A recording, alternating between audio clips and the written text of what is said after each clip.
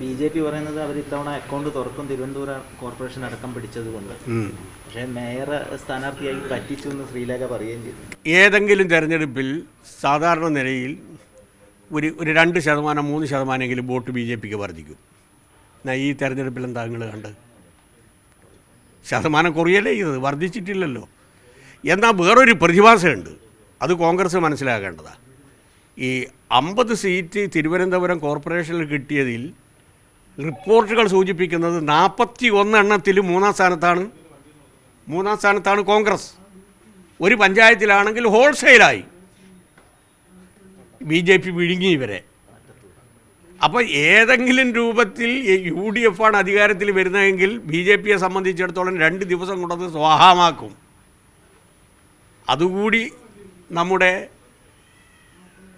കേരളം, മലയാളി ഗൗരവത്തിൽ പരിശോധിക്കേണ്ടതാണ്. മാത്രമല്ല, കേരളം ഭരിക്കുക, ഞാൻ പറഞ്ഞല്ലോ, ജമാഅത്തി ആയിരിക്കും ആഭ്യന്തരം കൈകാര്യം ചെയ്യുക, അവരാണ് അധികാരത്തിൽ വരുന്നതെങ്കിൽ.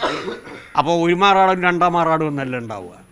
അതിന് പറ്റിയ സമീപനമാണ് ലീഗ് സ്വീകരിക്കുന്നത്, അതിന് പറ്റിയ സമീപനമാണ് RSSും സ്വീകരിക്കുന്നത്. വെള്ളാപ്പള്ളിയും ഒരു തരത്തിലുള്ള ഒരു കമ്മ്യൂണൽ പോളറൈസേഷൻ ഉണ്ടാക്കുന്നു. താങ്കൾ ഉൾപ്പെടെയുള്ള ആളുകൾ ഇങ്ങനെ ജമാഅത്ത് ഇസ്ലാമി, ലീഗ്, ജമാഅത്ത് ഇസ്ലാമി ആഭ്യന്തരം ഭരിക്കുമെന്ന് പറഞ്ഞ് ആളുകളെ ഇത്തരത്തിൽ ഇതാക്കുന്നത് എന്തിനാണ്? അതിൽ ഞാൻ അങ്ങനെ പറഞ്ഞിട്ടേ ഇല്ലല്ലോ, നിങ്ങൾ പറഞ്ഞ പോലെ പറഞ്ഞിട്ടേ ഇല്ലല്ലോ. ഇപ്പോൾ ഈ മാറാട് പോലെ 1-ാം മാറാടും 2-ാം മാറാടും നോക്കി നിന്നു. ഇവർ തലശ്ശേരി കലാപം നടക്കുന്ന സമയത്ത് നോക്കി നിന്നു. അതിനെ ശരീരം കൊടുത്തുകൊണ്ട്, ജീവൻ ബലി കൊടുത്തുകൊണ്ട് നേരിട്ട പ്രസ്ഥാനമാണ് എൻ്റെ പ്രസ്ഥാനം.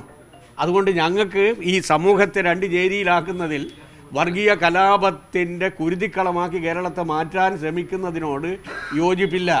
ഈ ഗവൺമെൻറ് വന്നതിന് ശേഷം ഈ ഗവൺമെൻറ് കേൾക്ക് ഇല്ല അതൊന്നും അതിലേക്ക് നിങ്ങൾ പോകണ്ട.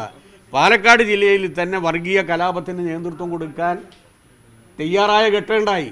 അത് ഇവിടെ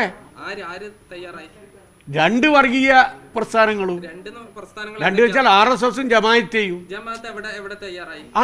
ഇവിടെ മുസ്ലിം വർഗീയതയുമായി ബന്ധപ്പെട്ടുകൊണ്ട് ആളിക്കത്തിച്ചു വികാരം. എപ്പോഴാണെന്നറിയോ? 2 സംഭവം ഇവിടെ ഉണ്ടായി. ആ സംഭവം മണത്തറിഞ്ഞു ഗവൺമെൻറ്. 2 ഭാഗത്തു നിന്നും അതിശക്തമായിട്ടുള്ള വർഗീയ ധ്രുവീകരണത്തിനും കലാപത്തിനും അവർ ആഗ്രഹിച്ചു. ഒരു പ്രത്യേക സംഭവവുമായി ബന്ധപ്പെട്ടുകൊണ്ട്, അതൊന്നും ഞാനിവിടെ എടുത്തു പറയുന്നില്ല.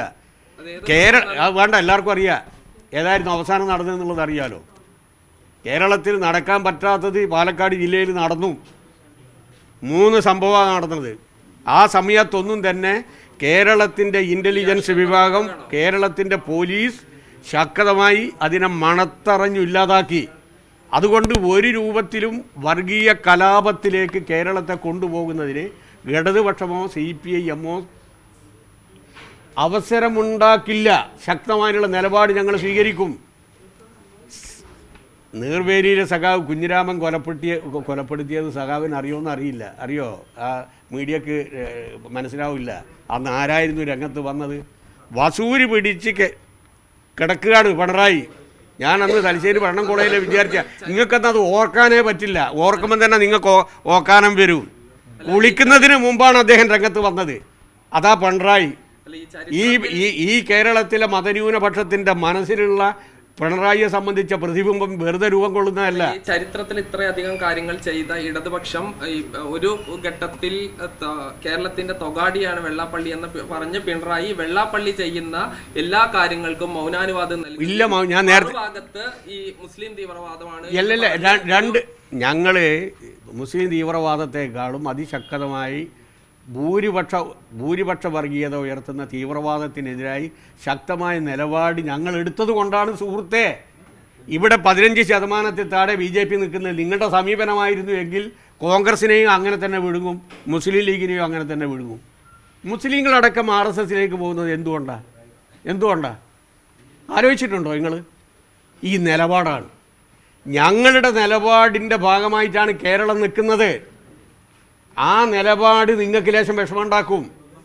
കാരണം മതന്യൂനപക്ഷത്തിൻ്റെ സംരക്ഷണവുമായി ബന്ധപ്പെട്ടുകൊണ്ട് RSSനെതിരായിട്ടുള്ള ശക്തമായ നിലപാടിൽ മാറുകാട്ടിയ ധീരനായ നേതാവാണ് പിണറായി. അദ്ദേഹം മതന്യൂനപക്ഷത്തിന്റെ മനസ്സിൽ വലിയൊരു പ്രതിച്ഛായ അദ്ദേഹത്തിനുണ്ട്. അത് വെറുതെ ഉണ്ടാക്കിയതല്ല. അത് തകർക്കാൻ നിങ്ങൾ നടത്തിയ ശ്രമത്തിന്റെ ഭാഗമായിട്ടാണ് അവസാന മുസ്ലിം ലീഗ് ജമാഅത്തിന്റെ കയ്യും കാലും പിടിച്ചത്. അതേ പിണറായി തന്നെയാണ് വെള്ളാപ്പള്ളിയുടെ നാക്കിൽ നിന്ന് വരുന്നത് ഈ സരസ്വതി വിളയാടുകയാണ്, കുമാരനാശാനോളം മഹാനാണ് എന്നൊക്കെ പറയുന്നത്. അല്ല, അത് നവോത്ഥാന പ്രസ്ഥാനവുമായി ബന്ധപ്പെട്ടുകൊണ്ട് രൂപപ്പെടുത്തിയ ഒരാശയം ഇവിടെയുണ്ട്. ആ ആശയത്തോട് അദ്ദേഹം നല്ല രൂപത്തിൽ സഹകരിക്കുന്നുണ്ട്. അതിൻ്റെ ഭാഗമായിട്ട് പറഞ്ഞതാണ്.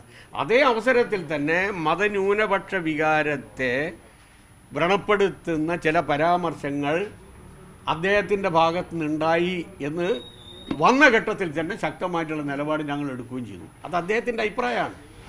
ആ അഭിപ്രായത്തോട് ഞങ്ങൾക്ക് യോജിപ്പില്ല എന്നുള്ളത് ഞങ്ങൾ ശക്തമായ ഭാഷയിൽ തന്നെ പറഞ്ഞു. ഇനിയും പറയും അങ്ങനെ പറഞ്ഞു കഴിഞ്ഞാൽ.